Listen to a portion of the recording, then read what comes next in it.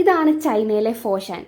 ഇതാണ് ഫർണിച്ചറുകളുടെ ഒരു മായാ ലോകം എന്നൊക്കെ പറയുന്ന ചൈനയിലെ മെയിൻ സിറ്റി എന്ന് പറയുന്നത്. ഇവിടെ മൊത്തത്തിൽ ഫർണിച്ചറാണ്. ഈ കാണുന്ന മാളുകളെല്ലാം ഓരോ ഫർണിച്ചേഴ്സിൻ്റെ മാനുഫാക്ചറിങ് ഷോപ്പുകളൊക്കെയാണ്.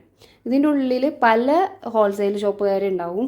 ഒന്ന് ചിലപ്പോൾ മെയിൻ മാനുഫാക്ചേഴ്സ് ഉണ്ടാവും, അല്ലെങ്കിൽ മാനുഫാക്ചേഴ്സിൻ്റെ കയ്യിൽ നിന്ന് എടുത്തിട്ട് ഹോൾസെയിൽ ഷോപ്പ് നടത്തുന്നവരുണ്ടാവും. അത് കുറച്ച് കണ്ടുപിടിക്കാൻ പണിയാണ്, എഴുതിയൊക്കെ വെച്ചിട്ടുണ്ടാവും. എന്നാലും നമ്മൾ കുറച്ച് സംസാരിച്ചൊക്കെ കഴിയുമ്പോഴാണ് മനസ്സിലാവുക.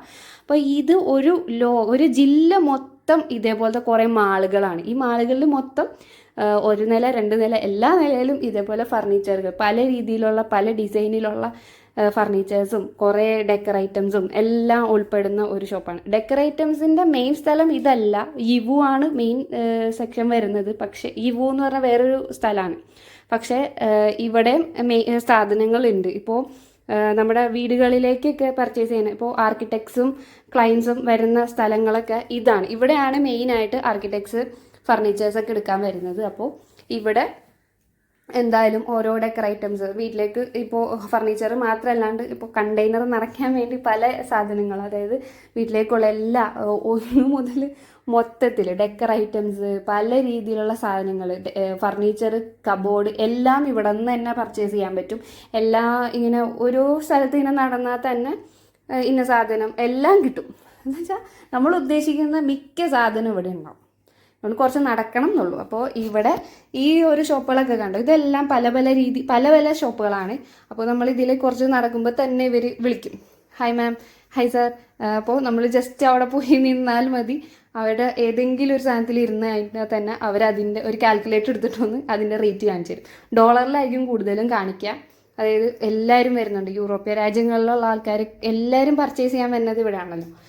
ഇവർ ശരിക്കും ചൈനക്കാരെ അല്ല നോക്കുന്നത്, നമ്മളെ പുറത്തുള്ള രാജ്യങ്ങളിലെ ആൾക്കാരെയാണ് ഇവർ മെയിനായിട്ട് നോക്കുന്നത്. അപ്പോൾ ഇതൊക്കെ ഒരു ഔട്ട്ഡോർ ഫർണിച്ചർ എന്നൊക്കെ പറയും. ഇത് ഒരു എന്താ പറയുക, റിസോർട്ടിലൊക്കെ ഇടാൻ പറ്റിയ പോലത്തെ കുറേ ഡൈനിങ് ടേബിൾസ്.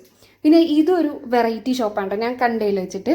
അതായത് ക്രിസ്റ്റൽ ഗ്ലേസിയർ ഉപയോഗിച്ചിട്ട് ചെയ്തിരിക്കുന്ന ഫർണിച്ചേഴ്സാണ്. ചെയേഴ്സ് ഉണ്ട്, അതിനൊപ്പം തന്നെ കുറേ സ്റ്റാച്യൂസ് ഉണ്ട്, ഡെക്കറേറ്റീവ്സ് ആയിട്ട് യൂസ് ചെയ്യാൻ പറ്റിയ.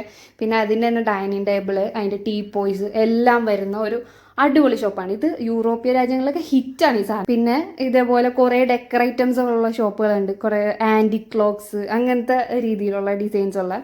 പിന്നെ ഇതിൻ്റെ ഡെക്കർ ഐറ്റംസ് എന്നൊക്കെ പറഞ്ഞാൽ നമ്മൾ ഇതുവരെ കാണാത്ത പലതും ഉണ്ടായിരുന്നു ഇവിടെ. പറയാൻ പറ്റില്ല, ഈ പുറത്ത് രാജ്യങ്ങളിൽ വർക്ക് ചെയ്തിരിക്കുന്നവർക്ക് കണ്ടിട്ടുണ്ടാവും. പക്ഷെ നമ്മൾ ഇന്ത്യയിൽ ഇതുവരെ ഞാൻ കണ്ടിട്ടില്ല ഇതേപോലത്തെ ഷോപ്പുകളും. ഇന്ത്യയിലെ ഷോപ്പുകളിലുണ്ടെങ്കിൽ തന്നെ അവിടെ ഇല്ലാത്ത A to Z ഓരോ ഡെക്കർ ഐറ്റംസും ഉണ്ട് ഇവിടെ.